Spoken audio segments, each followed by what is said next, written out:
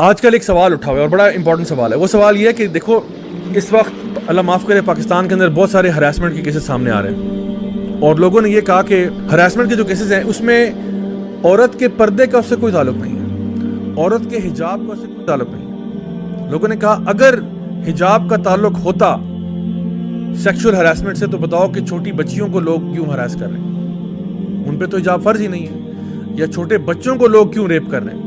اس سے زیادہ واللہ العظیم اس سے زیادہ بیوقوفانہ بات میں سمجھتا ہوں کوئی ہو نہیں سکتی. That is absolutely لوڈیکرس. اس سے زیادہ جو کہتے ہیں نا کہ بونگی بات دنیا میں نہیں سننے والی ہوگی کہ معاشرے میں جیسا مرضی آپ عورتوں کو بھیج دیں, مردوں کی صحت پہ کوئی فرق نہیں پڑنا چاہیے. پھر وہ مرد نہیں ہوں گے, وہ کچھ اور ہی مخلوق ہوگی پھر. کیونکہ جہاں تک سائیکولوجیکل سٹڈیز شو کرتی ہیں مردوں پہ فرق پڑتا ہے, مردوں پہ فرق پڑتا ہے. اگر یہ نہ ہوتا تو ساری پورن انڈسٹری بند کر دیں. آپ پورن انڈسٹری کرنے کی کیا ضرورت ہے آپ کو؟ یہ جو پورنوگرافک انڈسٹری پوری چل رہی ہے یہ کس بیس پہ چل رہی ہے؟ ان کو کیوں نہیں جو نا نقاب اور عبائی پہنا دیتے؟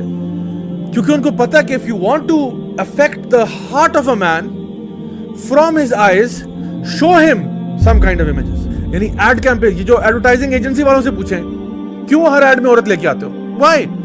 Why not bring a man? Why not bring a fat old man to communicate the same message?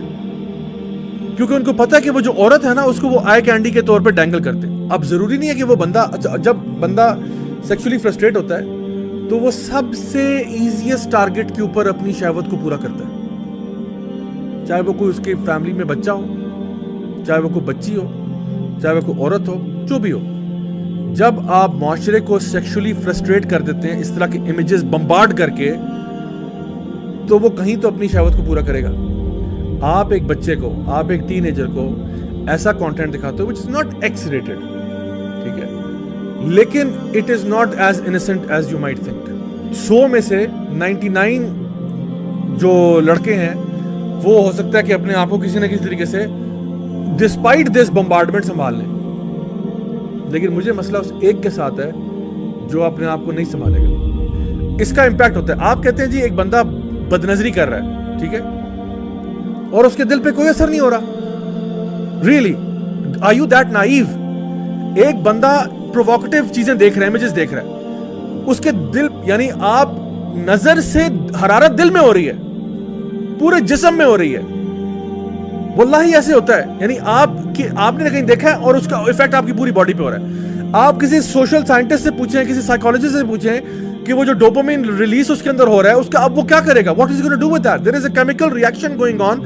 اس کے physical ramifications ہیں. اور آپ کہتے ہیں معاشرہ برباد نہیں ہوتا. So think about this very carefully کہ جب بھی آپ یعنی معاشرے کے اندر یہ چیزیں عام کرتے ہیں تو اس کے ریپل ایفیکٹ کریٹ ہوتا ہے. تو یہ کہنا کہ نہیں ابایوں حجاب والی بھی تو ہراس ہو جاتی ہیں, ہوتی ہوں گی, ضرور ہوتی ہوں گی, میں یہ نہیں کہہ رہا وہ نہیں ہوتی, لیکن آپ لائکلیہڈ دیکھیں اور یہ دیکھیں کہ معاشرے کے اندر کرپشن کریٹ ہوتی ہے.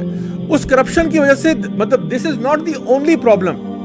میں یہ نہیں کہہ رہا کہ صرف یہ ایک ایشو ہے. There are many aspects but this is also one of them. یہ کہنا اور اتنے نائیو ہونا, یہ کہنا کہ جی نہیں عورت جیسے مرضی کپڑے پہن کے مارکیٹ میں پھرے اس سے کسی کی صحت پہ کوئی فرق نہیں پڑتا. اب آپ کر لیں اس پہ بحث, اس پہ اوپر ڈیبیٹ کر لیں.